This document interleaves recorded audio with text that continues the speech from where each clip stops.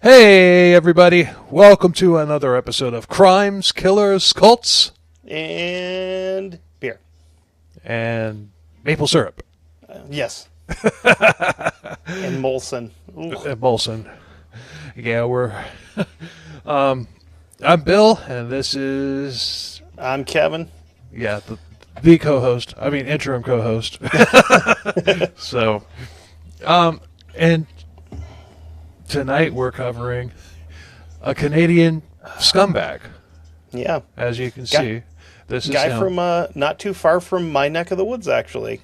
It's only about 4 hours from here.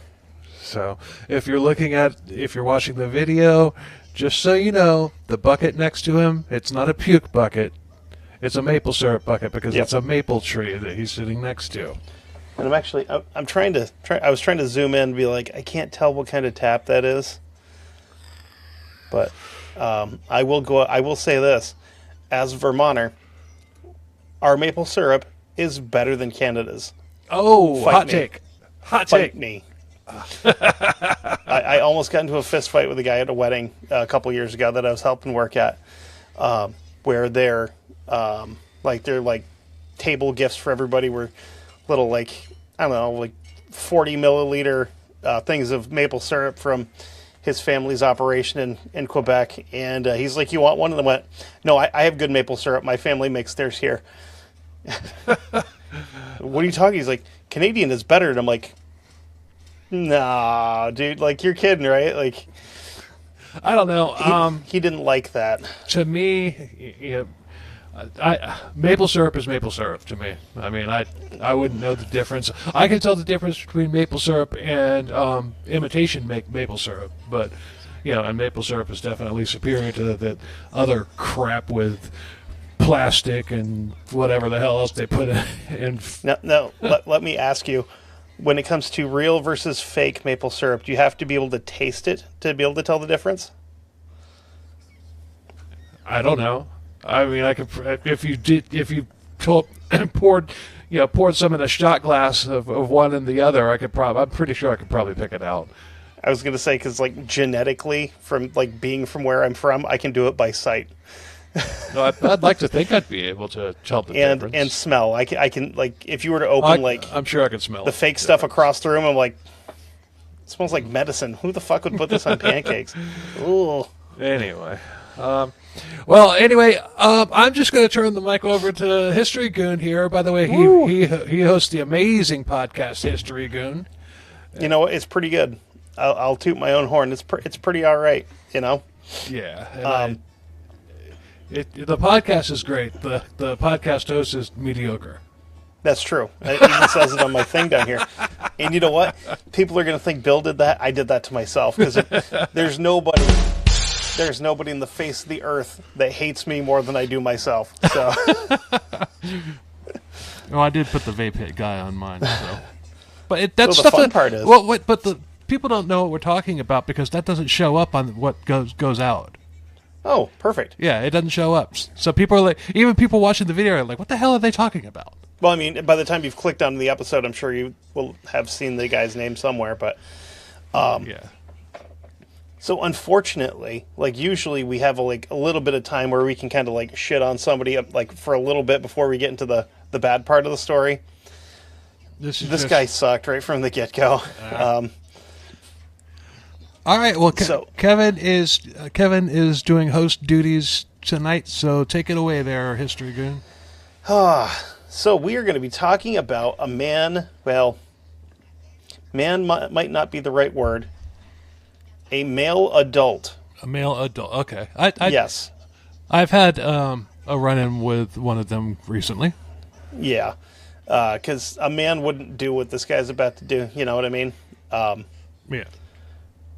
So this fella's name is Marc Lepine. He was born, not Marc Lepine, he was born Gamil Gabari, October 26, 1964, in one of my least favorite places in the world, Montreal, Quebec, Canada. What's the matter with Montreal, Quebec, Canada? I'm a Bruins fan. Oh, okay. And I also, when as a kid, really liked the Montreal Expos, except we couldn't get them here. And as I got older and found out why you couldn't like watch them on TV or listen to them on the radio, it made me dislike the area even more. And that is because they're Quebec, in Canada. yes, well, it's Quebec specifically. You cannot broadcast anything in just English. You have to have an option. It has to be French with an option for English. So that's why you couldn't get like baseball games on the radio, because they didn't have an English broadcaster. So it's so it's the Frenchness doctrine. Yeah, it's some like French Canadian supremacy, and I'm like, I'm not here for that. I'm an American supremacist, and that is it. Okay, what was his birth name? His birth name is Gamil Gabari. Let's just call him Gamil.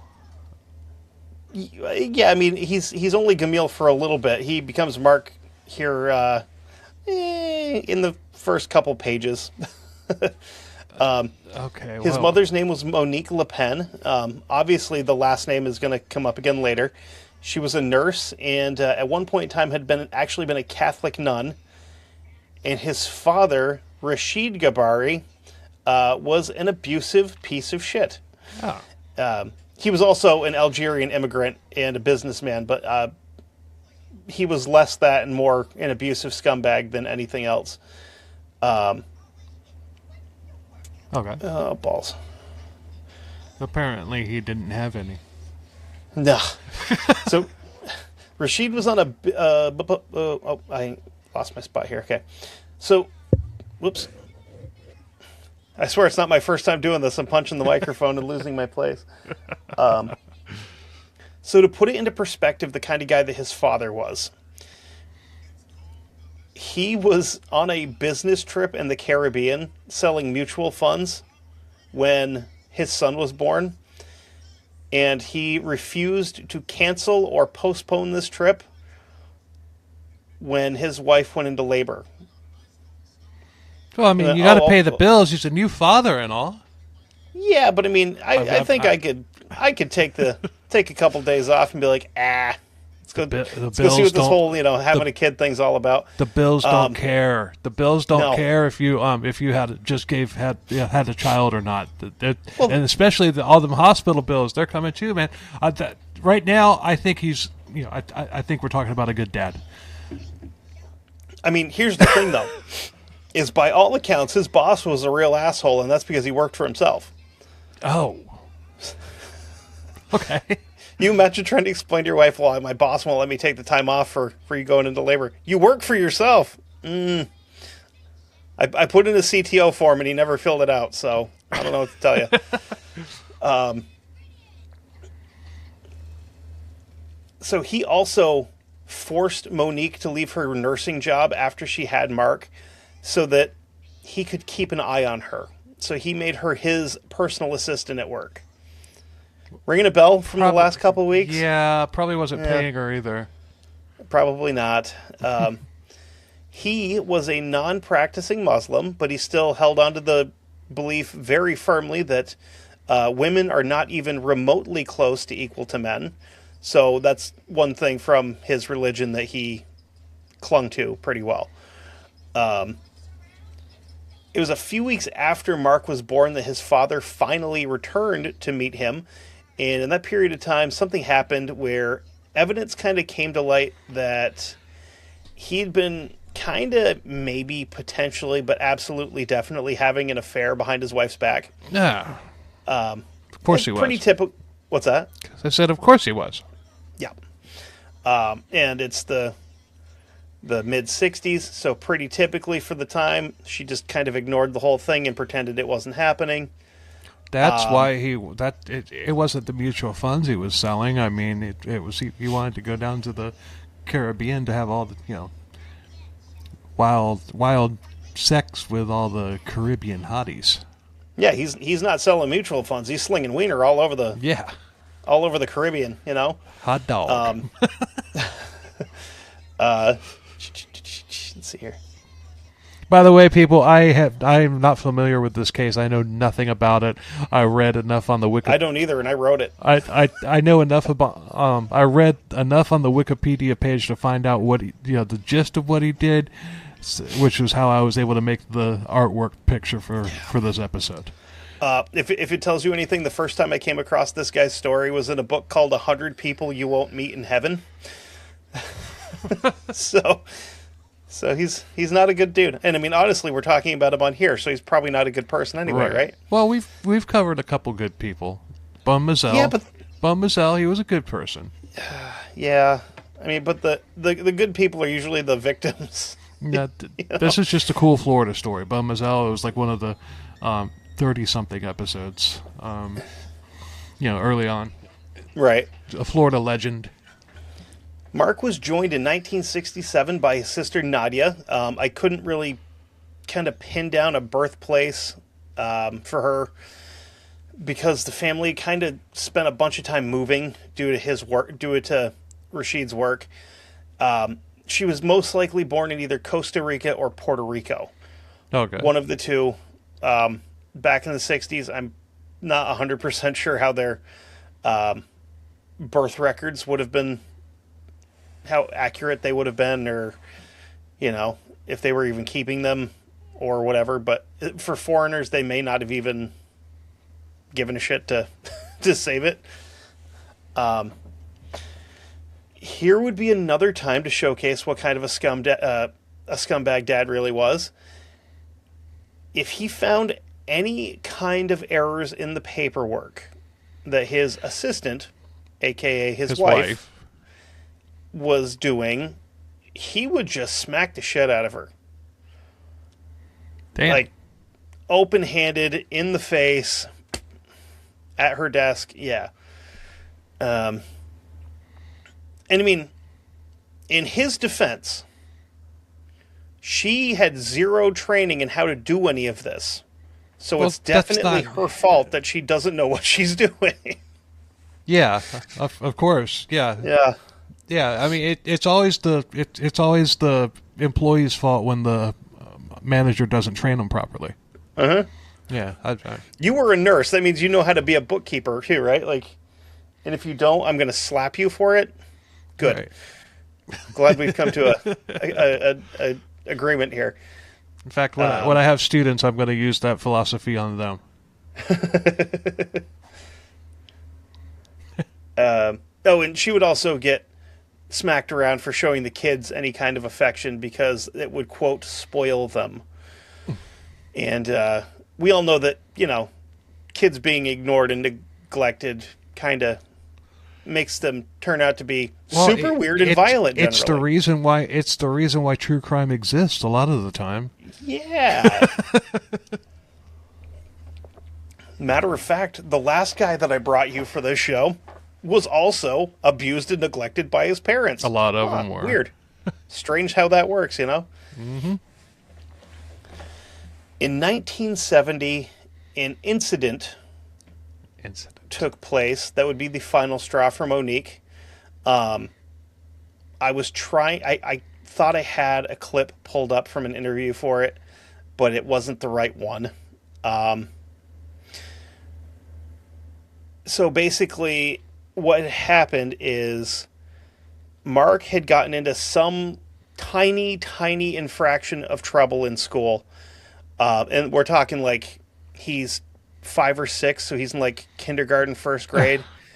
So it's not like he brought a gun to school or anything. Foreshadowing. No, foreshadowing. Foreshadowing. Yeah. That's what we in the business call foreshadowing.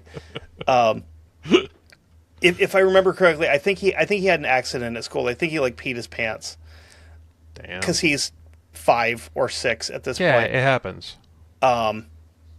And Dad, either, I can't remember if he slapped him or if he slammed his head off a table. Either way, it caused enough damage that he had to have surgery to repair his eardrum and inner ear. Head injury, check. Yeah. And again, I know we've said it 1,000 times on shows like this. This kid had if he had grown up in the house next door, he would have just been a normal dude. But he didn't. But instead, he grew up in this house, and Yeah. it's a feel bad for the kid. The adult can go fuck himself. Exactly. Because him as an adult sucks. Well, that's most of the case with these. Yeah. So they start their whole separation, and Monique revealed that one of the other things that caused her to want to separate was he forced the kids to stay in their room that had a bed, 2 chairs, and a table. And basically like a little like training potty training toilet kind of thing. Mm-hmm. They were not allowed to leave the room, even to go to the bathroom, without getting beaten on. And if Monique tried to step in to defend them, she would catch hands too. Oh, fun. Yeah. How are you supposed to learn how to do it if you're not getting any guidance or whatever? There's just a thing in the room. It looks like any other piece of furniture to a kid that young. Yep. The only time that they were allowed to leave this room is when he wasn't around. Monique's sister was questioned about if she had seen any of this behavior during the trial, and she told a story of one night she'd been invited over for dinner, and Rashid decided that after she had gotten there, like before dinner had been served, that like, I don't want her here, she needs to go. So Monique's like just trying to calm him down. It's like she'll leave as soon as we're done eating. It's probably one of these like, dinner's going to be ready in 5 minutes. I'm not kicking my sister out. Let's just feed her and then she can leave after. So being a rational adult, he grabbed the casserole out of the oven and threw it through the kitchen window, not out of it, through it. Okay. Monique went out to clean it up, and the kids are out in the backyard. He followed her out and smashed her head and face off of a brick wall a handful of times. So the sister went out to state the most obvious thing ever is that her sister and the kids lived a total life of fear around this guy. Yeah, I would say so. Yeah, because like you don't just... This is not normal behavior by any stretch of the imagination for like a well-adjusted adult to treat their family like this. No. The court would end up siding with Monique and allowing the separation. So now Mark and Nadia are living with Monique, but shortly after the separation is finalized, the house and everything in it were seized by the bank because dickhead here stops making the mortgage payments. After he got kicked out? Yep. Okay. Well, it's not like he cared about his family anyway, so... Right, so not only do they not have anywhere to live, she doesn't have a job anymore and can't make money because she was working for him. What, he was actually paying her? Yeah. Because I think he legally had to. $1.50 an hour? Yeah, like whatever it was, just because of like, payroll laws and all that stuff. Like, yeah. Sandra and I covered a case like this where the husband owned the business and he paid his wife, and then the wife wanted, she actually left and went to a different firm, a competitor, because the competitor offered her more money. I can't remember what episode that was. What's really funny is when you get to watch someone that you work with tell the boss to go fuck themselves and quit, and the boss is their daughter. I take it you're I'm speaking not from working for you no experience. more. You go fuck yourself. And she walked out the door. Oh, it was fantastic. This tiny little German woman just getting real, real mad at her daughter. So, let's see, where did I leave off here? Okay. So, mercifully, this would be pretty much the last interaction that any of them would have with him, with the exception of the divorce finalizations in 1976. with all this going on, Monique went back to work as a nurse and even like furthered her career by taking extra courses and doing a bunch of training and stuff like that. This is fantastic for her. It's not good for Mark. Why? Because, well, he's now officially changed his name to Marc Lepine. He changed it at 14 years old because kids in school were bullying him for having a weird name. So he went by Mark and then took his mother's last name. Well, but what he should have told people is he hated his dad. His dad was a piece of shit, and he wanted nothing to do with it. Nothing to associate. Yeah.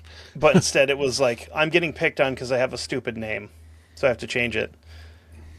Yours would have been a much more reasonable reason to do it, you know? Yeah.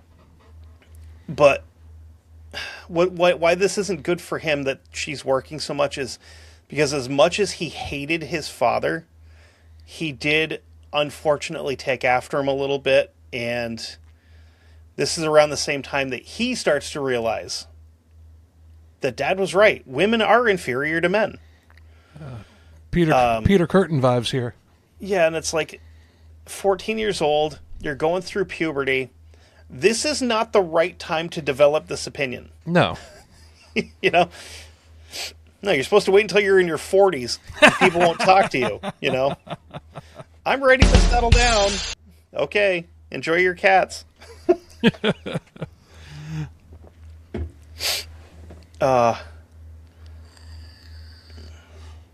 And another thing that was not helping was the fact that with Mom working as much as she was and taking all these extra classes, the kids are basically living with other people during the week.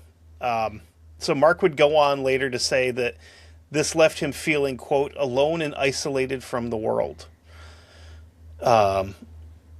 He also went through, like, obviously that super awkward puberty that everybody goes through. At least guys, it's not great. Nah. Your voice starts cracking and just things are happening when they're not supposed to. And, you know, and part of his was he ended up with really bad acne and low self-esteem due to everything else. It's like, I hate to say it, I can kind of relate to this guy a little bit. I didn't get the acne. I just have, like, zero self-esteem. So, yeah. I think the acne had more to do with candy bars. And stress. Come on. I guarantee you this guy's candy like, bars. cortisol levels were through candy the fucking bars, man. roof. Candy bar. I love candy. God. His sister would be pretty frequently be one of the ringleaders of people making fun of him in front of other kids at school about his acne and the fact that he didn't have a girlfriend. Pizza face. Yeah, and his sister's like was like 3 years younger than him. She's like, what a fucking loser! He doesn't even have a girlfriend. Damn. So, needless to say, they had a pretty strained relationship. I don't know if it would have been any different if they lived full-time at home with Mom. I think he had developed these thoughts in his head about how women are that I think would have caused a rift there anyway, even if Mom was there. Maybe. It may have been even worse with Mom there. But still, well, I don't know. Maybe Mom would have stepped in and, you know, done something to the daughters, like, stop messing with your brother, stop picking on your brother. Right. But then again, once it got back to school, it would have just gotten worse. He had to get Mommy after me. and you'd think with the amount of trauma and bullshit that these two like bonded through, yeah, you'd think they would trauma bond and have a, you know, at least even if you'd think they would have been friends outside of school and just kind of ignore each other in school. Yeah. Or been like, you're not going to talk to my sister like that. I'm going to beat your ass. That kind of thing. That too. So this was so bad that Mark would often daydream about his sister dying. And once he actually built a little mock gravestone for her. Damn. In 1981, Nadia would be placed into a group home because she was getting involved with some pretty hefty drug use at the age of like 11 at this point, because she was born in 1970. Yeah. Did she know the Carr brothers? What's that? Did she know the Carr brothers? Were they in Quebec, or was that? No, they were in Plano, Kansas. Oh, yeah. Well, Jesus Christ, those guys. Because there's a gang up there with a very similar name that's like always at war with the bikers and shit. I can't remember the last name, but it's pretty close to those. The Marriotts and the Melvins. Oh, yeah. And there's like the Cartiers or something like that. So little sister taking part in all this delinquent behavior would be a celebration for Mark. Why? And, well, because Stealing he his doesn't have thunder. to deal with her. What's that? She's stealing his thunder. No, but she's in group homes now, so okay, he doesn't yeah. have to deal with her anymore. Right. She's not around. And not too long after this, his mom decides that he needs to get involved in like the Big Brother program to try to find like a mentor to maybe be a friend and teach him how to not be a complete scumbag.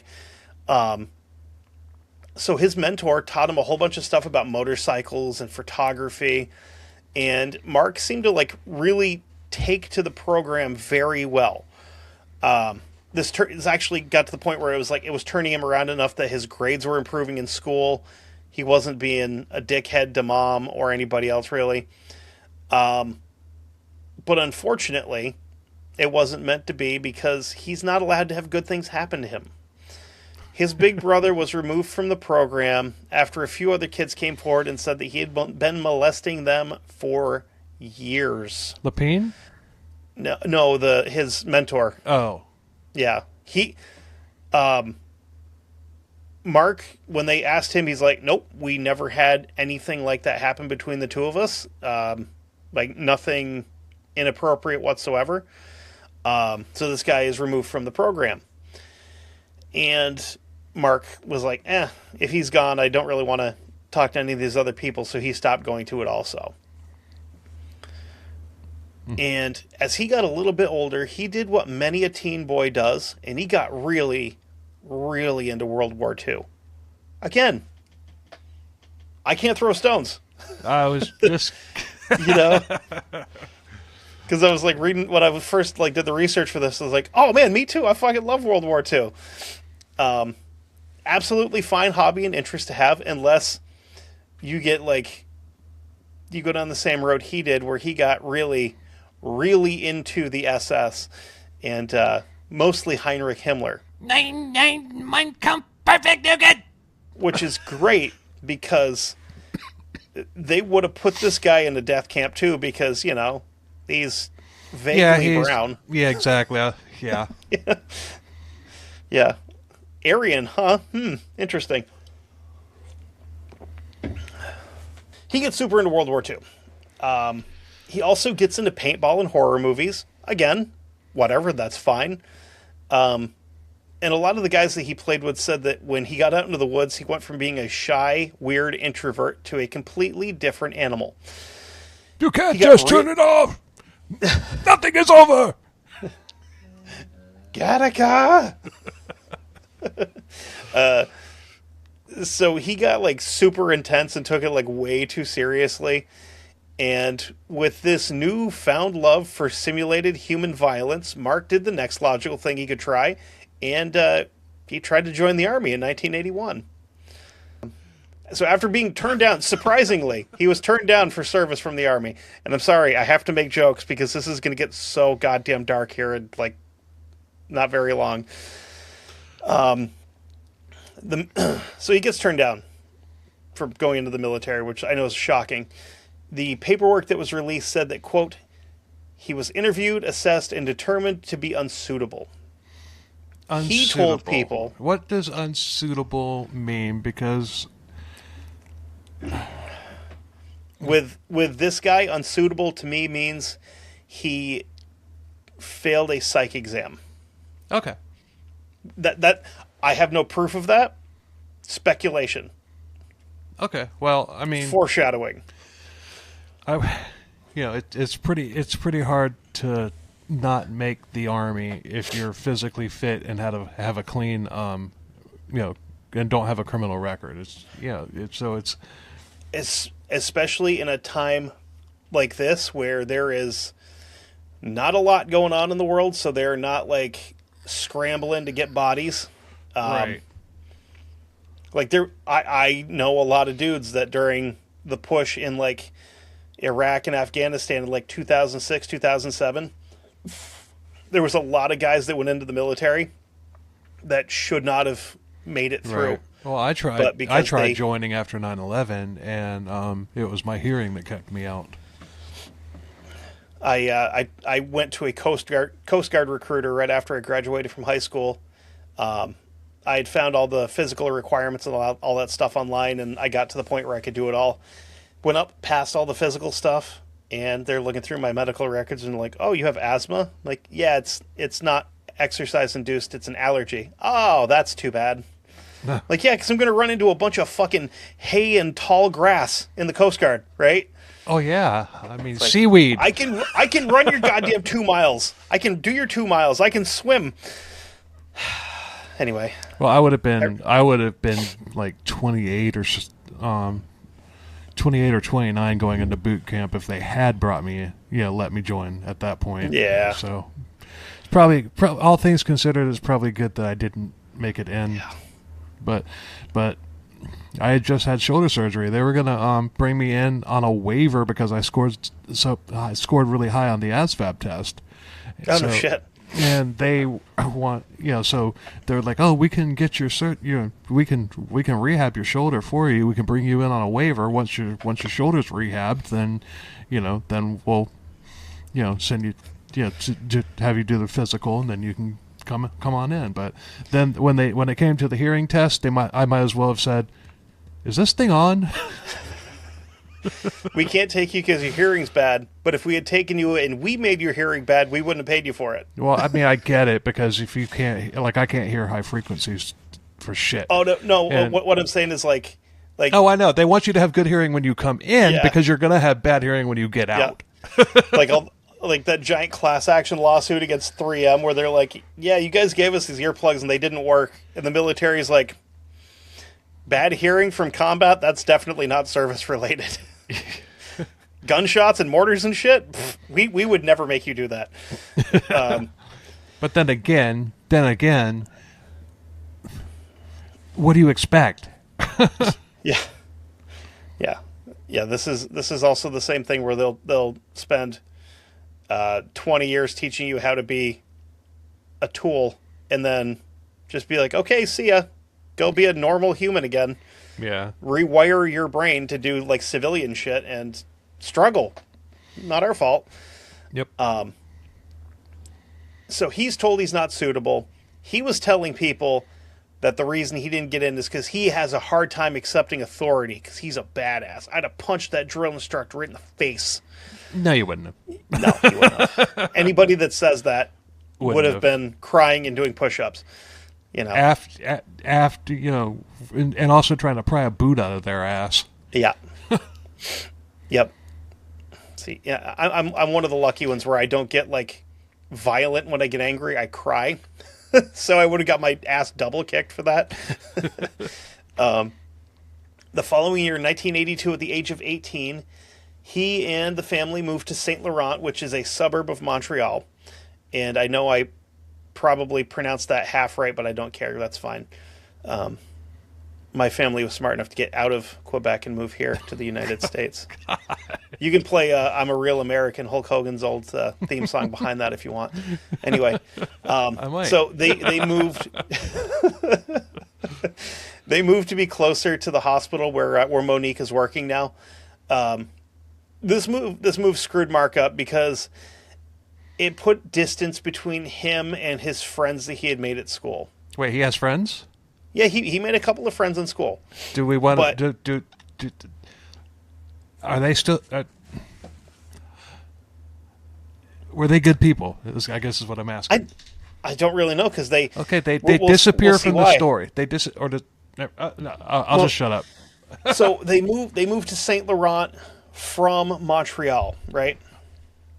Okay. And there is so much distance between him and these friends that they just lose contact. Okay. They're 10 miles away. Oh. It's a bus ride to go see your friends. Not only that, he could have gone 5, or, he wanted to join the army. He could have run 5 miles and taken a bus the rest of the way. Yeah. They've got a friggin' subway system. Like, you could have taken a bus 10 miles. to the subway, and then, boop, and you're hanging out with your friends. This began a period of 7 years that will... This guy is such a drama queen. Oh, my God. This is a 7-year period that would later be known as, quote, 7 years that brought me no joy. He's such a try-hard douchebag. You think you hate this guy now? Oh, it's so much worse. August of 1982, he starts a 2-year college program at a French language school for pure science, which, from what I can find, is basically would have been called like college prep science here. So basically a advanced high school science class. Okay. Kind of like something you would take at like a community college, Yeah. Gets off to a rocky start. He fails 2 classes the first semester, but eventually he gets the hang of it in the second semester, where his grades improved drastically. So he was having. So he got joy during that time, a little bit. No, there's no joy, Bill. No joy for 7 years. No joy. Oh. Okay. This is less than a year later. There's still no joy. Gotcha. No joy, or however you'd say it in French. So he sucked in school, and then all of a sudden didn't suck in school, right? Right. So now that he doesn't suck in school, he's also working at the same hospital as his mother, where he's working a weird combination of jobs where he's a food server / janitor. I'm not sure those 2 occupations are meant to intertwine. No. Like, I could see, like, food service and an aide. Sure. Yeah, because you're helping people. Or a janitor and a maintenance guy. Yeah, I could see that. Or a janitor and housekeeping. Sure. What's this powder on the fish, sir? I don't want you fishing around in my goddamn toilet and then, handing me bread. Let's not do that. So his coworkers, oh my God, this is fantastic. His coworkers would call him things like, quote, nervous, spastic, and immature. And like many of us at the age of 20, 21. His coworkers weren't very creative in their insults. No, but I always love the word spastic. I do like that. Yeah. It's the idea of just somebody being a complete spastic and like being twitchy or whatever at work. So, like many of us that have worked with people of the opposite sex, he very quickly became attracted to a female coworker. But obviously, being nervous and spastic and immature, he didn't end up pursuing her. That's not something I can totally fucking relate to. You're just like, oh, she's pretty, I shouldn't talk to her. Yeah. I suck, but that's okay. It's just funny how things turn out. Yeah. But I understand the mindset of being like, oh man, she's really pretty, and if I try to talk to her, she's going to tell me to go fuck myself. I can relate.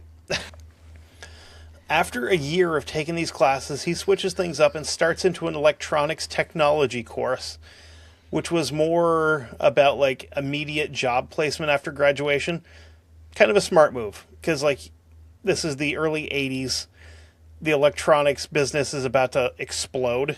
So, getting into it on the ground floor, pretty smart idea. He finished this 3-year program. I'm sorry. Had he finished this 3-year program, he would have been set. But in 1985, his grades fall off and he stops showing for classes. The worst part is, his grades dropped off and he stopped showing up to classes in his final term of the course. So he's got like a month left. Yeah, he's it's like you're there. I mean, yeah, just do it. Don't be an idiot. I almost said the R word, and I'm not sure how people feel about that, but Never, I got nothing. I was going to call him a retard. I was trying to come up with something. Yeah, I don't know. I was trying to come up with smart. Oh shit, smart he's Canadian. I could have stolen one from Trailer Park Boys. This is Ricky from Trailer Park Boys. Like, I know I'm not supposed to use that word anymore, but are you detarded? This little kid's like, that's the same thing. No, it's not. I didn't actually say the other word. Anyway.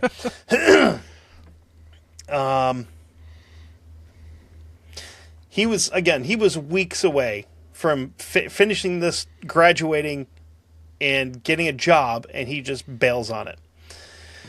Without a bunch of warning, in 1986, he left his mother's house and moved into his own apartment by himself, with no roommate, just him, which is probably a great idea for someone with a history of mental health issues and talking about how he doesn't like being isolated.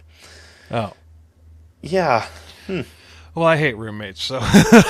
Well, I do too, but at the same time, you can't bitch about not having friends and being isolated and then being like, I'm going to go live by myself. It's like, you're helping. You're not helping your cause. You're making your situation worse. Exactly. You know. 1986 was the. Whoops. Yeah. 1986 would be the first time he visited the École Polytechnique in Montreal, which is a college. He wanted to get in there because they had an engineering program, and he figured, hey, I've already dropped out of 2 other colleges. I may as well try to drop out of this one too. So right about here is where he gets canned from his job at the hospital. His supervisor said that it was because he was not doing his job and he was insubordinate all the time. Both good reasons to fire somebody. He is pissed about losing this job, so he did the thing that any normal person would do. He started planning in his head how to go on a murder spree. That would end with him being dead, either at his own hand or being killed by the police. Hold on a second. I'm gonna. This isn't an ADD break, but you mentioned the Polytechnic University. There's one here in the town where I live in. It's the Florida Polytechnic University. It is really. It's a sight to see. I'm gonna share this real quick. Yeah, I gotta move my window so I can see. So what is it? Just like a tech school kind of? Yeah, and but the building itself, I'm surprised it hasn't been used in some like sci-fi movie. Oh, because it's just awesome. I'm gonna share that right now. And I was gonna say, because you're pretty close to another one that I think would technically be like a polytechnic school, which is Full Sail.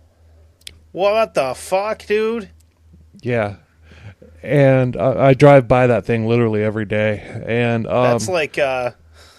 But doesn't this look like an alien, like it would be like an alien building or something? Like it looks like the fucking Justice League has their weekly meetings there. Like yeah, but what those 2 flaps are.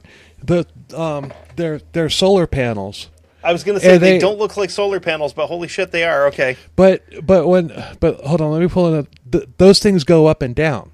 When they're up like that, when they're up like that, that's when it's like collecting energy. The whole place is solar powered. Now, are they the ones that kind of move on their own? Like as the day goes by, they kind of like fold one way or the other to collect as much sun as possible? I have never seen them up. Oh, okay. But but they do go. They supposedly go up every single day. But I've just because there's one at the high school that I drive by on my way to work every day where you go in at like 7:30, 8 o'clock, and they're on like almost like a 45-degree angle, and then by the time you leave at 4:30, they're flat. So they roll down. But I think. So those ones are like on motion detector, so they kind of like follow the trail of the sun as it goes, and they just like flop. Right. But I'm gonna put another one up here of what it looks like when they're down. Give me 1 second. This is a major hashtag, but I digress. But that's all right. Oh, This is pretty cool.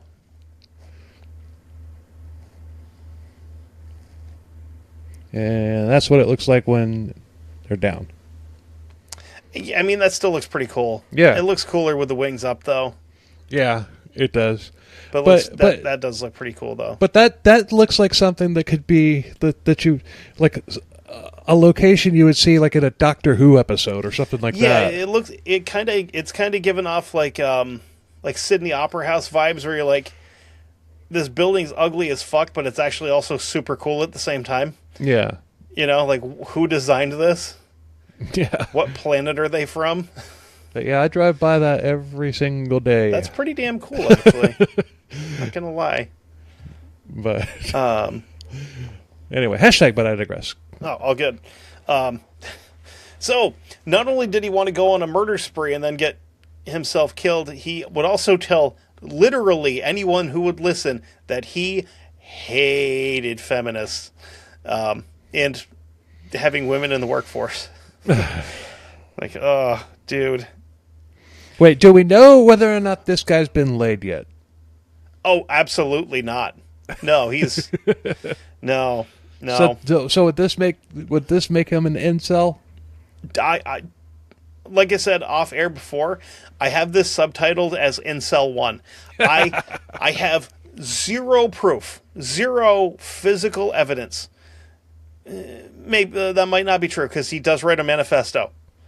But there's no like, he's an incel, but we can't call him that because this happened way before that term was a thing. Well, so he's like a prehistoric incel. He's the prototype. So, because technically, if you were to Google like who was the first incel, it comes up with that jerk off Elliot Rodgers. Yeah, him. And like, what a fucking loser. Mm-hmm. But also Marc Lepine, what a fucking loser. Yeah.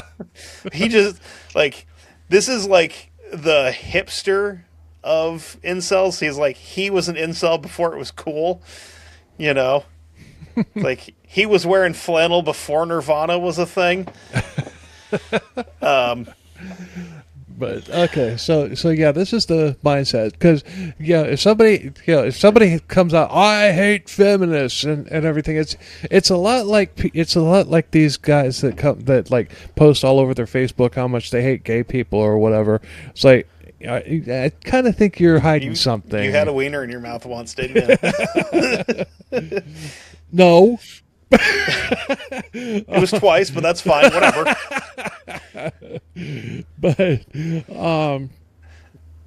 But still, it's just like, but all these people that hate women, they hate women because women don't like them. But it's just like, you know what? You're talking, and I swear they all think that they're the greatest guy on women.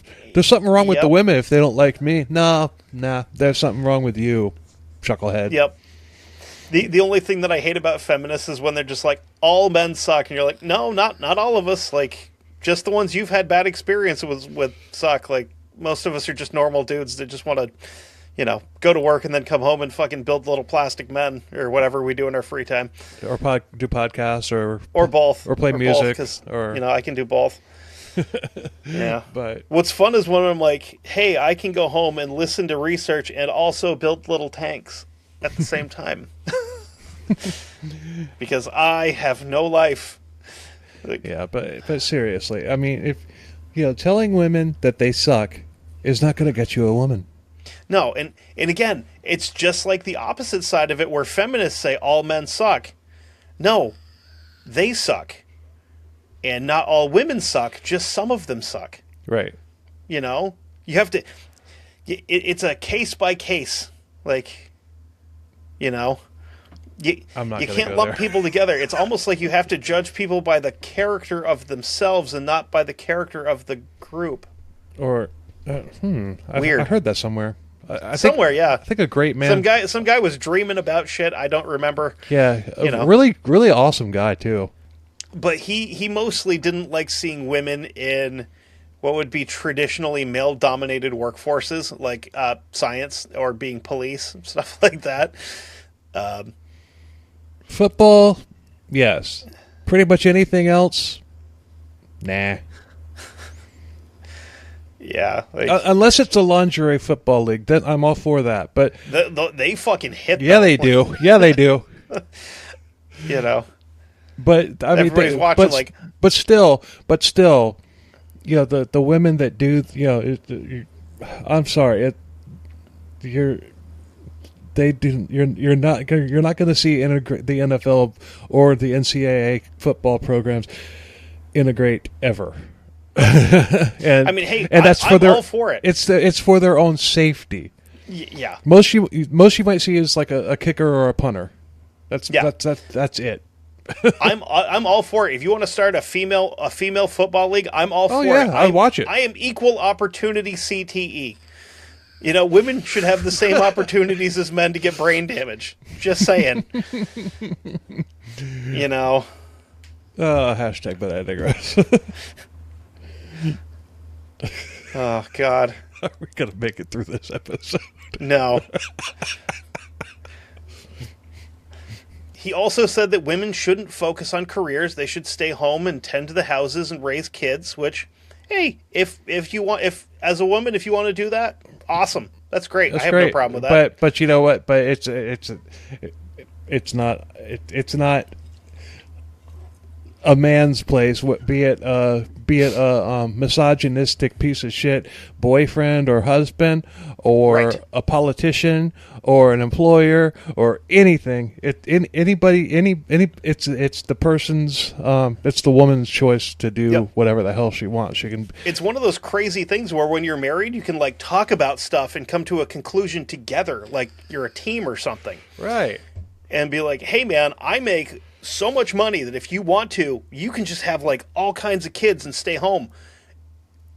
And that's cool. And if you don't want to, that's also cool. Yep. You know, if she wants to go out and work, more power to you. Yeah. I mean, if I made enough money that if I was married and my wife was like, I want to stay home, I'd be like, fucking cool. All right. Awesome. Yep. So this whole thing was his father coming out. And like I said earlier, he hated his old man, but just like me, the older he got, the more he became his father. Like, except mine is just like, making noises when I go to stand up or whatever. And grumbling. Oh my God, I grumble at fucking everything when I'm working on stuff. Oh, I picked this thing up a few years ago where it was something irritates me. Instead of just grumbling, I'll just go grumble, grumble, grumble, grumble, grumble. My favorite one that I'd get picked on for is when I was doing something really intricate, like working on something really small. My ex-wife used to fucking harass me for this all the time, but I'd be like doing stuff and I'd go, I'd have my tongue out and I would only know I was doing it because she'd walk by and go, at me, and I'm like, fuck you. And of course, we'd laugh about it because it's hilarious because I'm an idiot. People also knew... people that knew him also said that he got really aggressive and unpredictable at this period of time. So maybe a little bit of like schizophrenia coming through, because that's something that can manifest in your 20s, which is terrifying. In his frustration and annoyance with the world in general, he failed one of the required tests to get into this university. That, of course, is not actually the case. It was totally because women are flooding the job market and taking work away from men. You know, they took our jobs. They took our jobs. All these illegal women. We got to stop all these women at the border. They're taking our jobs. Well, I fall into the camp of like, listen, hey, we'll let the... the whole we need to let the big booty Latinas across the border. I keep trying to get you to come to Florida, man. Like, am I mad at it? No. Do I think it's terrible? No. Are terrorists going to sneak through like that? Yes. Is it worth the risk? Also, yes. Anyway, I keep trying to get you to come down to Florida, man. If you're into the Latinos, this is the place to be. I'm just into women in general. I'm not even that picky. That's the problem. It's like, I'm not super picky. The problem is and I can't get fucking women to talk to me. The problem is you're in Vermont. That dude, you have no idea. You have absolutely no idea. I've been how to right that Vermont. is. I know this. I've been This there. place sucks balls. And I can't date women in my town because I'm fucking related to half of them, and I've known the other one since I was in 3rd grade. There went the Vermont Chamber of Commerce endorsement that was coming. They've been in touch with Shucks. me.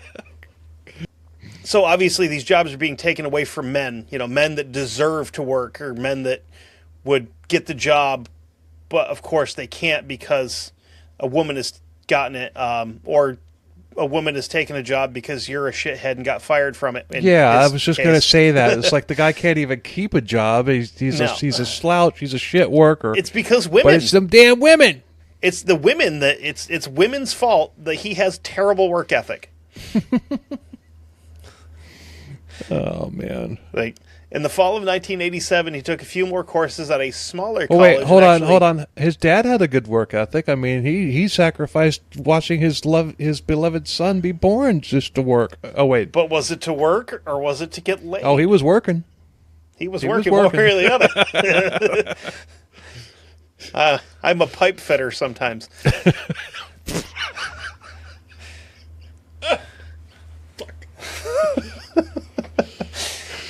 In the fall of 1987, he took a few more courses at a smaller college and got good enough grades to get into it in this one in February of 1988. He somehow started a course in computer programming at a private college in Montreal, though, in the meantime. Wasn't the pipe fitter joke? God damn it. Sometimes I just get here's where I can't stop. I can't, it's like, and I don't even script this shit, it just happens. No, that's the pipe joke was what started it, but sometimes I just get these fucking laughing kicks right. That's the first time it's ever happened on a podcast. And you laughing is making me laugh, and I'm crying. This is going on TikTok. Oh, son of a bitch, alright. Oh, all right. ADD break.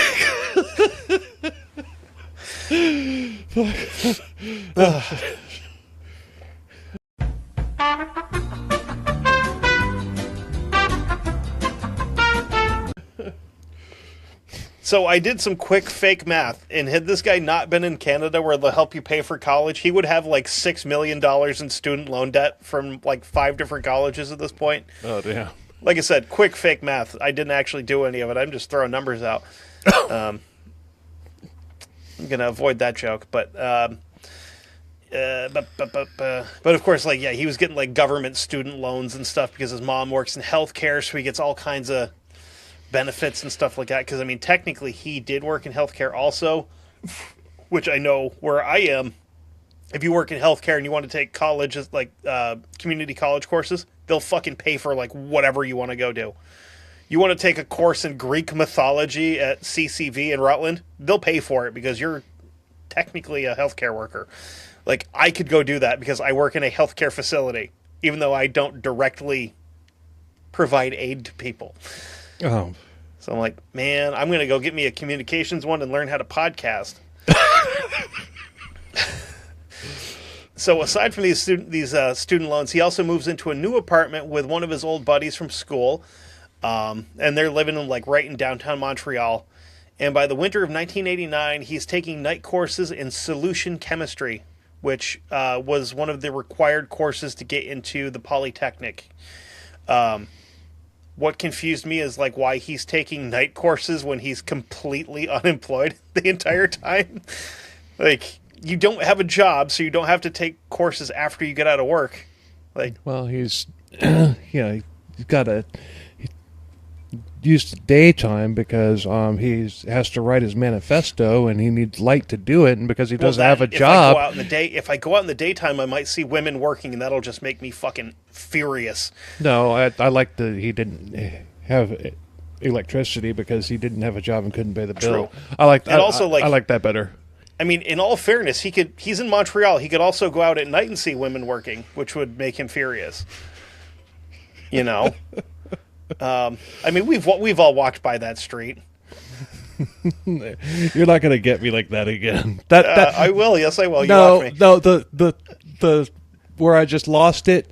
That had nothing to do with your joke. It's just something that happens from time to time. Oh, yep. We'll see about that.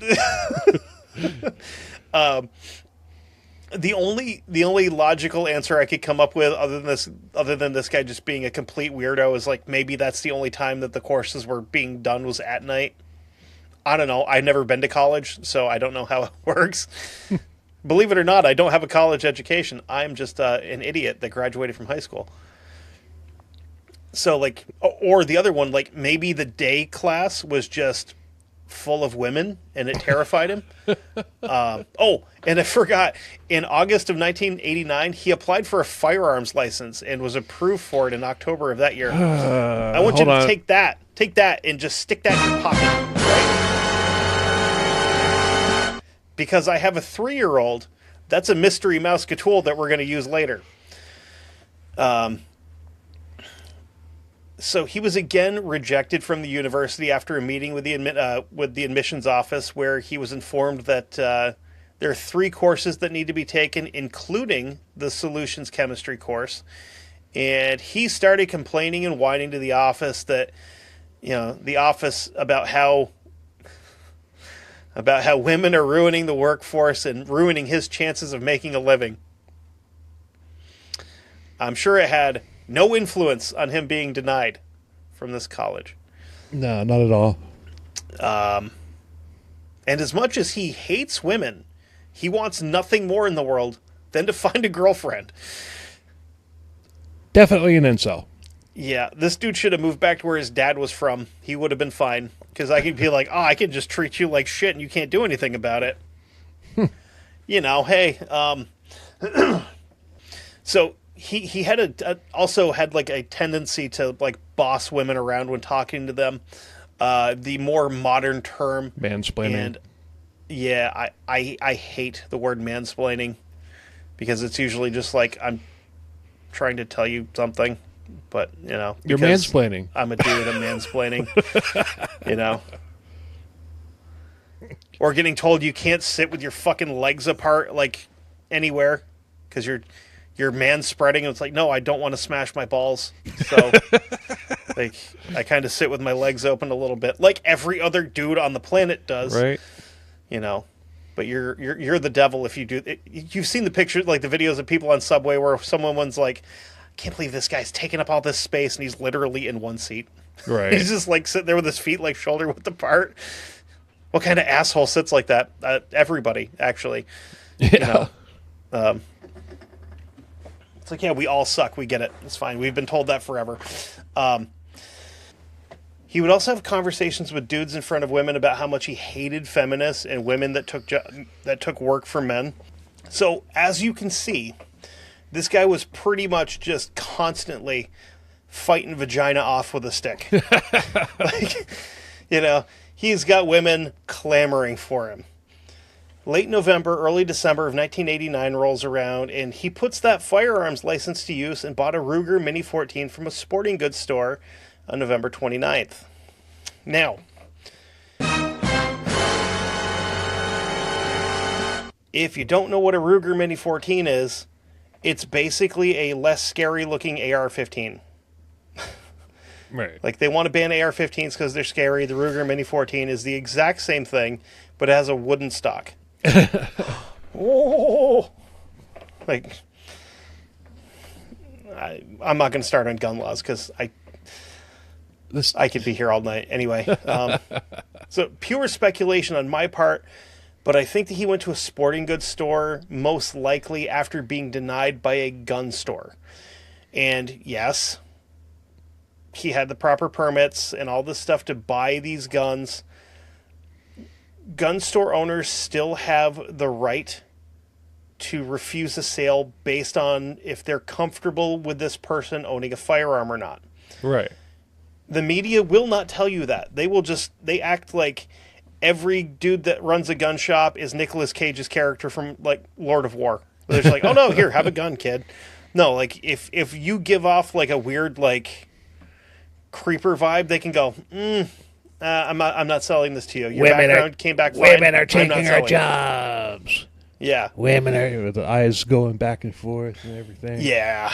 He's like in there. Like, How many bullets can I fire per second? yeah. This guy's got fucking shark eyes. I'm not selling him a rifle. On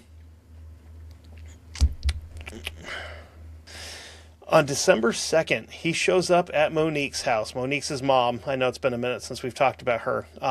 With birthday gifts for her, even though her birthday was a few weeks away still.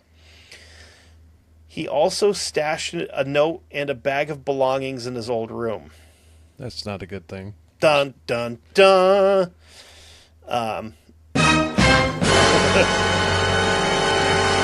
She would find the note in the bag after everything happened. Yeah, I had a feeling that's what. Yeah. Charles Whitman. He also... What's that? Charles Whitman vibes here. Yeah. Also, just to really cement the fact that something's about to happen, he didn't pay his rent for December, which the landlord mentioned being odd because he was usually pretty on time with it. Sometimes he was actually paying early, which is weird. Who wants to talk to your fucking landlord early to pay rent? And how is he getting this money? Because he can't keep a job. I'm assuming that he is probably Was there in the system was there a slew somehow. was there a slew of unsolved bank robberies to happen around that time? No. Okay. No. I'm guessing he was probably on some sort of assistance Okay. because he's technically... He could probably be like, I'm technically disabled because I'm crazy, you know? Mm-hmm. One of those kind of folks like that. Yeah. So he... Oh, okay.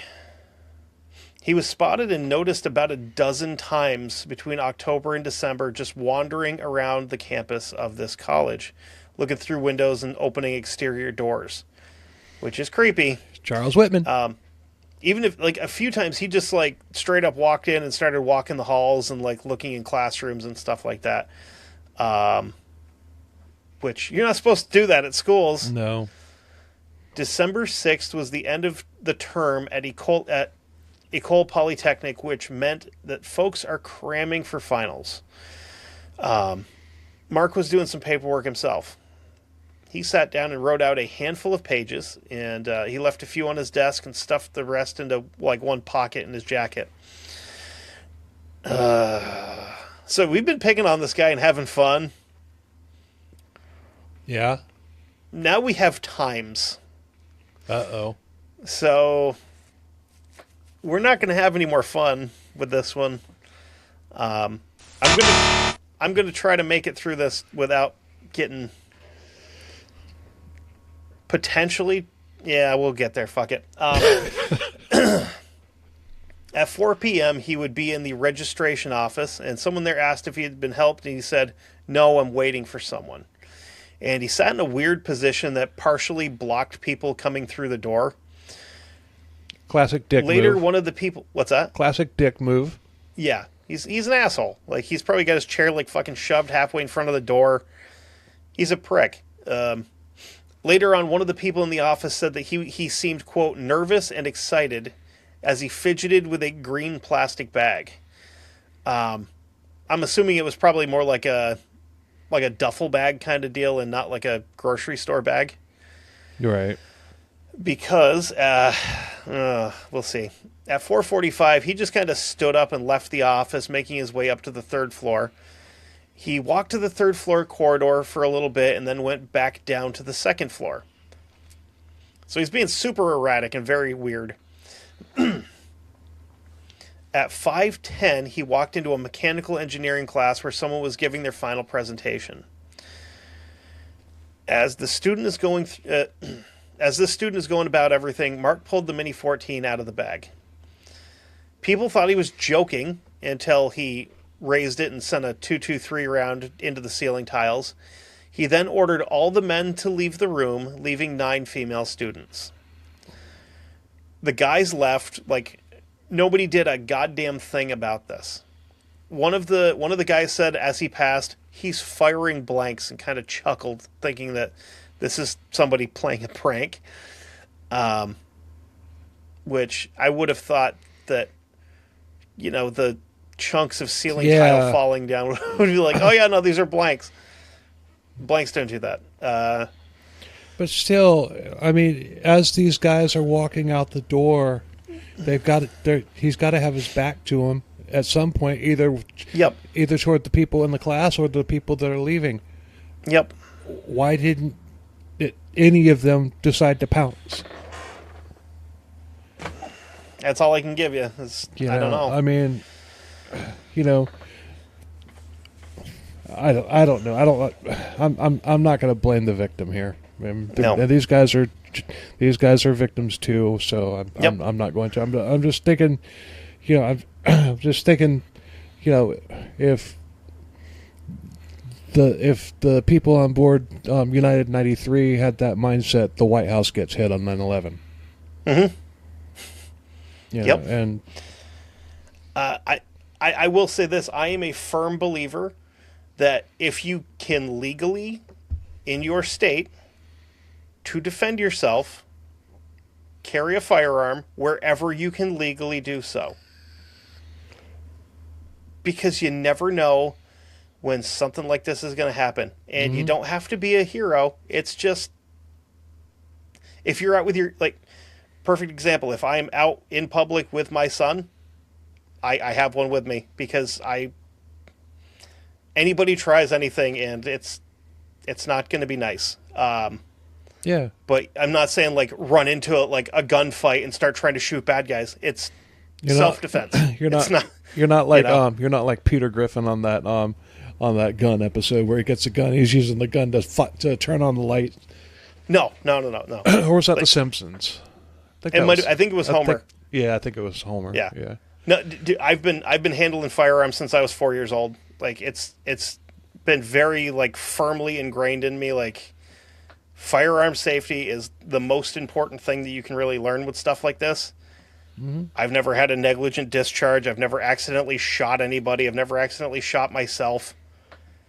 It's not a toy. It's a tool. You just have to know how to use it. And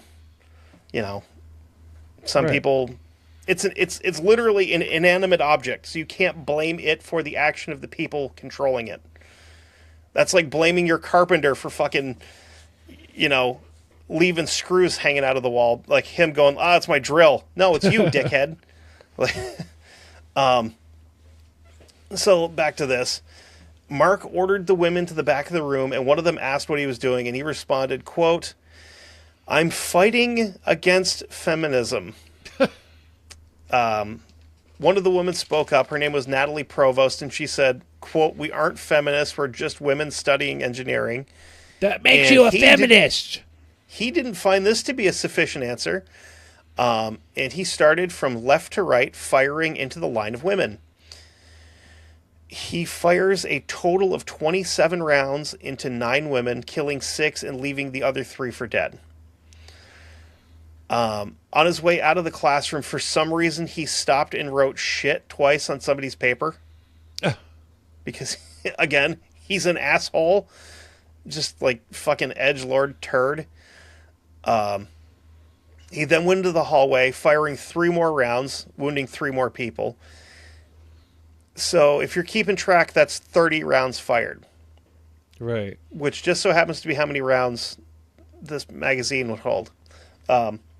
Very similar, well, not quite, but similar case with one of these guys. Right. Which, that is time-stamped on that magazine. I bought it before it was illegal to buy it, just for continuity's sake. If anybody from the state of Vermont is watching that and they want to check, that one's perfectly legal. I bought it before you guys passed an unconstitutional law. Anyway, so he goes into another classroom and takes aim at a woman in the back row and squeezes the trigger. And apparently, all of the college that this guy went to, he didn't learn how to count. Because again, we're up to number 30. The 3 people he shot in the hallway would be the last 3 rounds in the magazine. his magazine's empty. Huh. So this woman got off lucky for now. He then quickly ducked out of the room and ran into an emergency stairwell to reload. Why he didn't just reload in the room, no idea. But this guy was like crazy as a shithouse rat, so that could be part of the explanation. He goes back into the same classroom and found that the door is now locked. So somebody saw Damn him feminists. walk out. Yeah. These goddamn women locking doors. Fuck's wrong with it? So now he pulls the old like 80s movie thing where he's going to try to shoot the door handle off, which doesn't actually necessarily work, especially if there's a deadbolt and he's just shooting a fucking doorknob like an idiot. So he shoots it a couple of times and can't get in, so he moves on. And he would end up running into a woman coming down the stairs, and he shot her. Luckily, she was able to run off and would end up surviving her wounding. Good. He then moved on to the financial aid department. And by this time, people have figured out that there's kind of something going on. And one of the women in the department got up to lock the door. And I'm going to apologize. I know before I said I don't care about pronouncing French things correctly. I'm going to apologize because I'm going to mispronounce this woman's name. Maurice Langonier was locking the door as Mark arrived.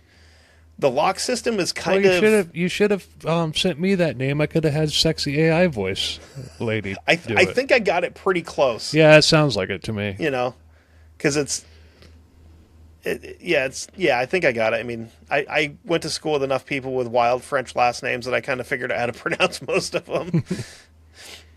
Like all the Quinnells and Quinvilles and, you know, the Billadoos, and they all live on the same road because they are literally all related to each other. Right. So this lock system is a little weird. To lock the door actually has to be open. So she's pulling the door closed after she locks it, and as she's trying to pull it closed, like some horror movie shit happens, and he just grabs the doorknob and stops her from closing it. She manages to get it closed, but there's like a very like narrow little like side window like next to the door. One of those ones like any typical like high school or college, like you have the door and then it's probably like a, I don't know, like a foot and a half wide window like right next to it. It's probably got like the security wire in it. Yeah. So there's one of those there. So he fires twice through the window, killing Maurice instantly. Her actions, though, like taking the time to get up and try to lock this door, saved the lives of every other person in that office. So, you know, it sucks that she died, but she kind of went out a hero, you know? From here, Dickhead goes down to the first floor and enters the cafeteria, where there's about 100 people at the time. He located women in the room and started shooting at them, killing one and injuring another two. Injuring another. Two women attempted to hide in a storage closet, and unfortunately, he saw them go in. And when was this? 1989. Damn. Yeah. He opened the door and killed both of them immediately. He then saw a man and a woman hiding under a table and ordered them out. They did as they're told, and he just left them standing there without shooting either one of them. He went back up to the third floor, where he encountered two men and a woman. He shot all three of them. Somehow, people on the third floor are completely unaware what is going on in the second, first, and bottom floor of this building. I don't know how. Like, this guy's been shooting. He's fired at least 60 rounds at this point, I would assume. Damn. And they have no fucking clue what's going on. It's like Columbine. Yeah.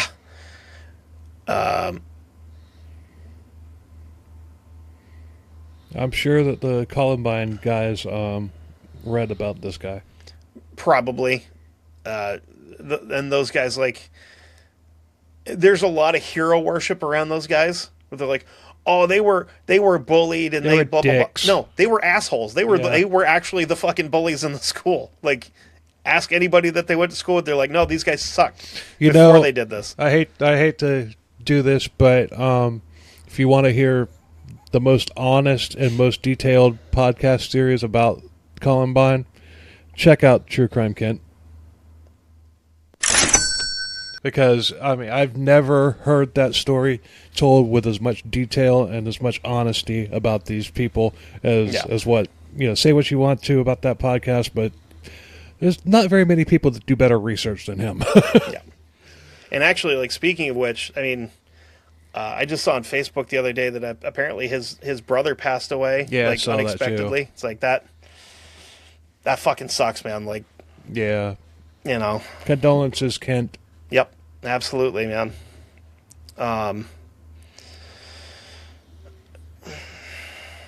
So he barged into a room and orders all the men out. The woman giving her presentation, and I know I'm going to get this name right because I just said the first name and I know the last name. Maurice Leclerc is shot immediately when he walks through the door. The rest of the people in the room obviously freak out and either hit the floor or run for a door. In the melee, he shot and killed 2 more women. He's very particular with his targeting, and he is unfortunately accurate. Damn. He then looked down to the people on the floor. He saw 5 laying on the ground and opened up, killing 1 and injuring the rest.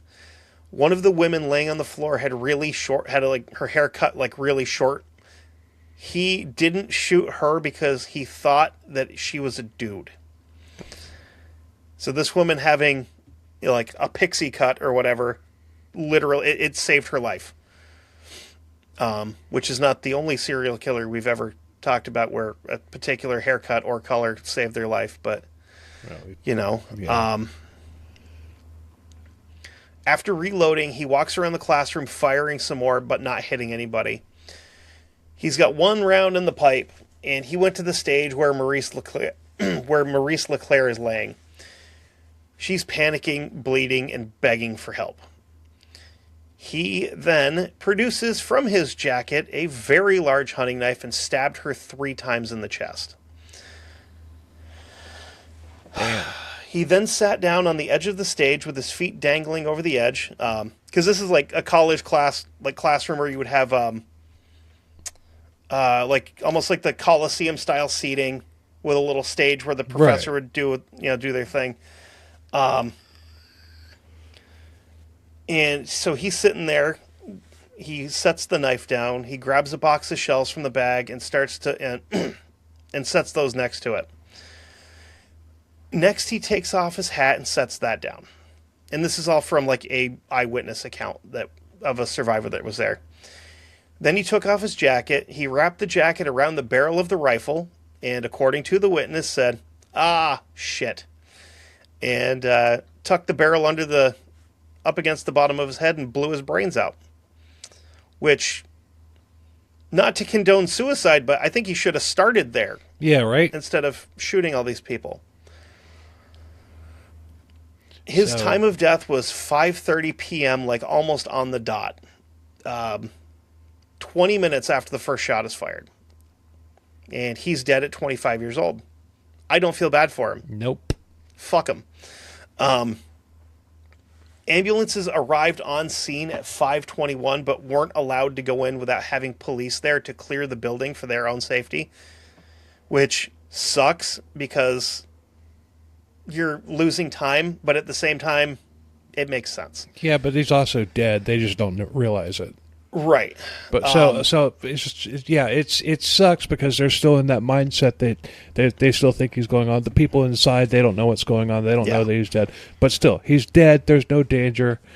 Oh, no. They just don't know. They got there 10 minutes before he shot himself. Oh, never mind. So they couldn't go in. So it's like, okay. It's one of those, like, it sucks because, like, in situations like this where seconds count and you have to wait minutes, so as they waited, injured students began streaming out of the building and the medics started providing any aid that they could. Some of the students refused aid and told them that there was more seriously injured people inside. when the cops got there, they start questioning folks. Like, people are getting stories crossed up. People are saying that there's more than one shooter because of how quickly things had happened. Well, yeah, I mean, of course know. you're going to think that. And it's like you're not going to... Well, look at these Columbine chuckleheads. They dressed the same. Yep. Even though everybody knew it was them. If they saw one, they knew that the other asshole was involved too. Yep. You know, but still, I mean, you don't know. And the other thing that sucks here is, like, now we have police showing up on scene, but they're being told by their higher-ups, you're not allowed in the building until HRT gets there and clears it. HRT is a hostage rescue team. It's like essentially the same thing as SWAT. Right. Like, the way that we have HRT here is like the FBI or like ATF would have HRT, stuff like that, where it's essentially a federal SWAT team. At 5:36, one of the survivors from the last classroom told the police that, like, hey, I watched him shoot himself. He's dead. So at that point in time, the police start clearing the building. Surprised they took his word for it. Yep. Seriously, I'm not even joking. I'm surprised they took his word for it because... Me too, yeah. Because, like, you never know. This guy's saying, like, oh, yeah, no, I watched him kill himself. He could have been in on it. Not only that, he could have just watched his best friend, his girlfriend, get her brains blown out. Okay. All right. So they made entry to the building, and they find him assuming room temperature in classroom B311. They make a call for paramedics to come in and treat the rest of the wounded. Obviously, they're not too concerned about him because he's past tense at this point. Almost wish he had been, like, barely alive to where they could have just, like, oops, I accidentally stomped on his face. Yeah, and if it was going to be anybody, it would have been the Montreal Police Public Relations Director, Pierre Leclerc, who arrived on scene to set up an aid station and to take a look at how bad things were. Being the PR guy for the department, he needed to gather as much information as he could as quickly as possible so he could prepare a statement. And he found himself walking into classroom B311, and someone tried... Somebody should have stopped him before he walked into this.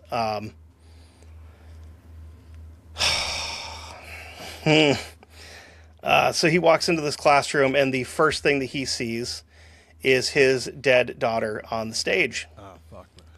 She is the one that he shot and then stabbed repeatedly. Damn. So obviously he didn't deliver his public relations thing. They had to have somebody come in from outside to do so because he was a little upset, Yeah. And when they searched this guy's body, they found his 3-page suicide note. I have a link for it if you'd like to read it. I'm not going to. I don't want to give this guy any more attention than we already have. But it's rambling horse shit about how women have driven him to do this. Give us a highlight. Just okay, hold on here. Let me one paragraph. Just for whatever reason it didn't actually like hyperlink in here. So, oh god, it's from a website, https schoolshooters.info. If anybody's curious. Oh shit! Hold on here. I've got to find.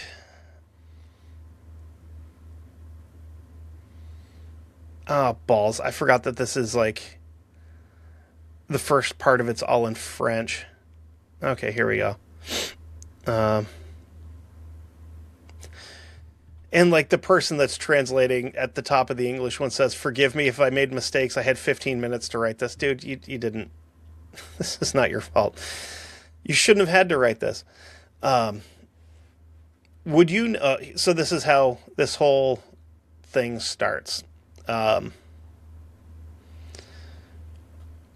Would you note that if I commit suicide 89-12-06, because Canada goes big, medium, small in their dates, it is not from economic reason, for I have waited until I exhausted all my financial means, even refusing jobs, but for political reasons. Because I have decided to send the feminists who have always ruined my life to their maker. For 7 years, life has brought me no joy and being totally blasé.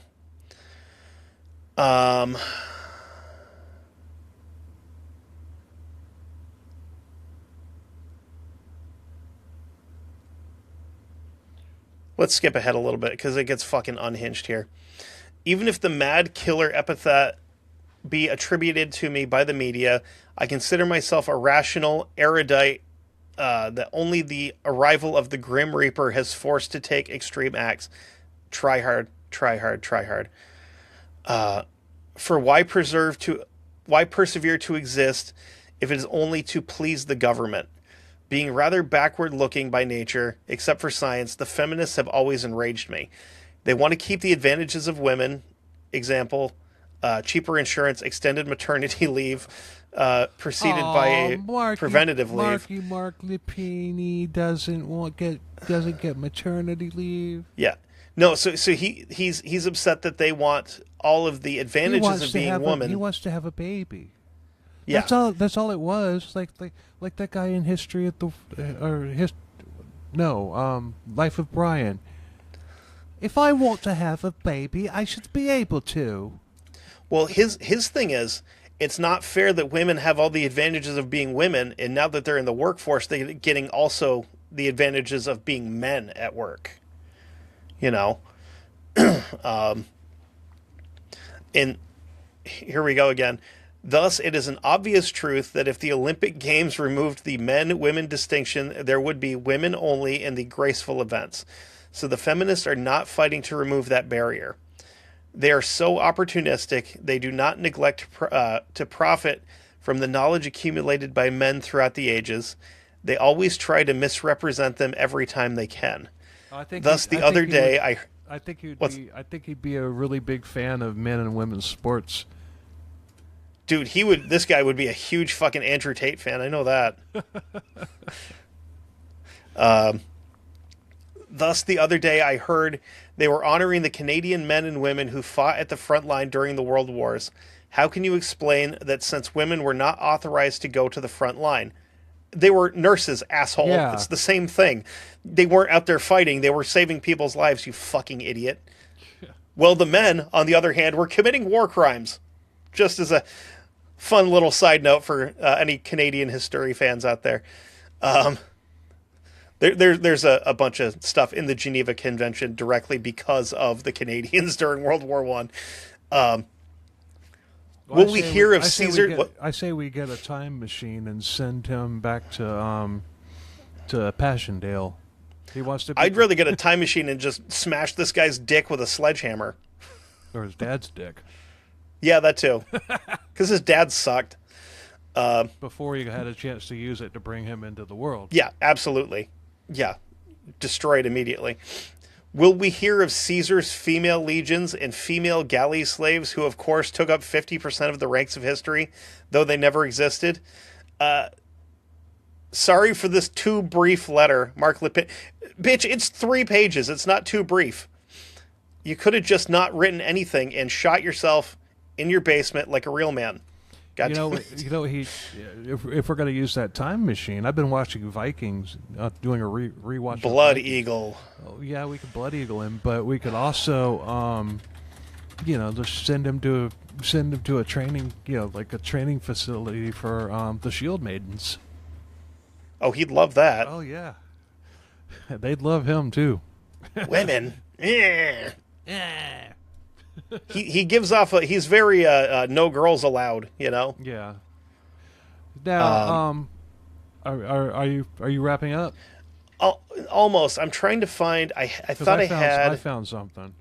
Okay, what you got? Well, we'll wait till after you're done with what you have. So, as with a lot of cases like this, obviously, it's going to have lasting and far-reaching effects. Many of the first responders and survivors ended up needing counseling for PTSD and survivor's guilt. One of the survivors, Sardo Blay, hung himself 8 months to the day after the attack. Damn. And in his note, he cited feeling like he could have done something to stop Mark, but he didn't. 2 months after that, 2 months after this guy killed himself, his parents both committed suicide after losing their son. In 1996, Nadia, his sister, Mark's sister, died of a drug overdose. Her friends said that after her brother had carried out the massacre, she changed and became more introverted and quiet and started like pulling away from everybody and getting further into her drug habit than she had been. Damn.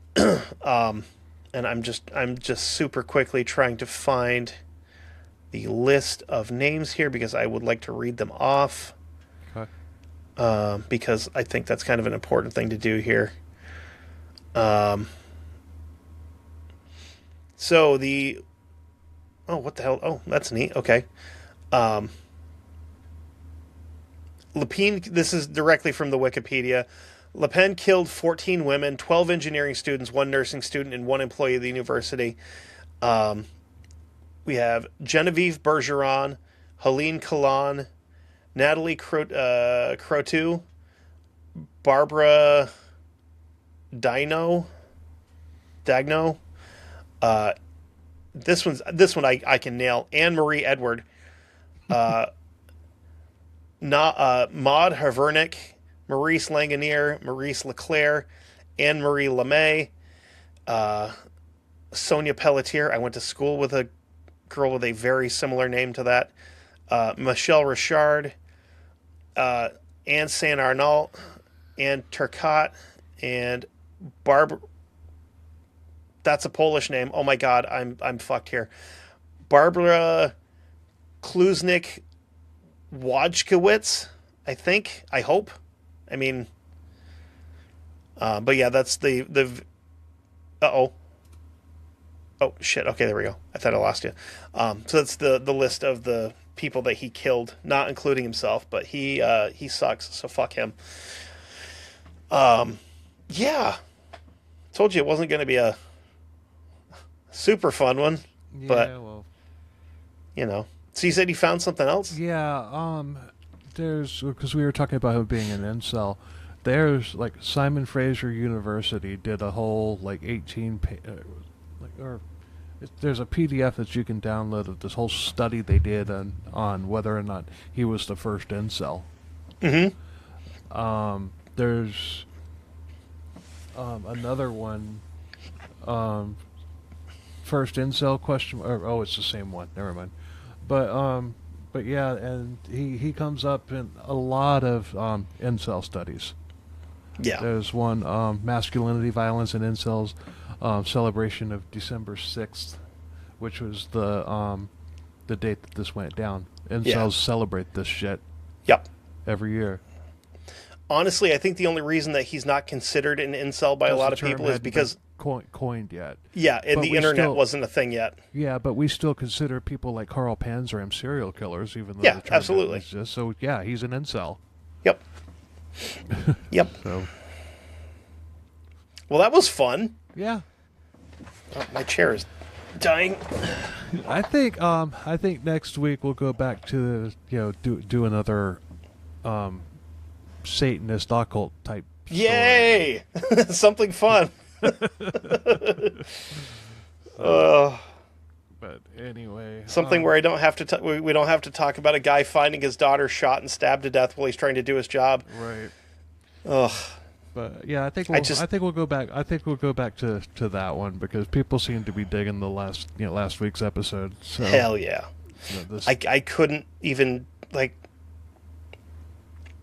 So full disclosure, I wrote this episode right around the time my son was born. oh damn. And when I did it on my old show, I had to stop like twice because I was just fucking openly weeping. I believe it. And that guy's like putting myself in that guy's situation where I was like, man, nope, nope, nope, can't do that. And that's one of the reasons I stopped doing true crimes, because after I had my son, I got soft. But and now you're a regular make regular appearances on a true crime podcast. so it's different when I don't have to read about it, you know? Well, it's also different when we just sit there and rip on them the way we do on this show. Exactly. Like, if you bring somebody to the table, I can be like, oh, this guy's a fucking dork. You just pick on him, it's great. But, yeah, when I actually had to do the research and stuff for it, I'm like, this sucks. I don't like this anymore. I don't want to play no more. I just want to talk about bank robberies and aliens and stuff. Oh, by the way, as we're wrapping up, I just pulled up the YouTube page because I got a notification that there was a comment on last week's episode. Guy says, "Who's that handsome guy in the Helter Skelter hat? Haha, thanks so much for having me on. It was a blast." Ah, son of a bitch. Thank you, Murder Matt, for joining us. Murder Coaster Podcast, everybody. So anyway, let's wrap this up. Yeah. Yeah. Well, thanks for taking the host duties again for us, and thank you for bringing us this horrible, awful, depressing story. Heartwarming tale of spree murders and, incels. I'll try to find something a little bit more uplifting next time. Still true crimey, but it was either this or like the most prolific child molester in like French history. I was like, I don't want to do that one again. I don't want to do that one. It's like the only reason I did it in the first place is because I thought his costume was cool. And then I realized what he was doing, and I was like, by then I was too far into it. I was like, oh, fuck. Damn. He's a diddler. Damn it. Anyway, thanks a lot for listening, everybody. We appreciate the hell out of it. If like, share, subscribe, do all the stuff. Do it on CKCB stuff. Do it on History Goon stuff. Yeah. Do it on True Crime Kent stuff. Do it on wasn't there another podcast I Murder mentioned? Coaster. Yeah, the Mighty Murder Coaster. Do it on their stuff too. Anyway, until next week. Later. Bye.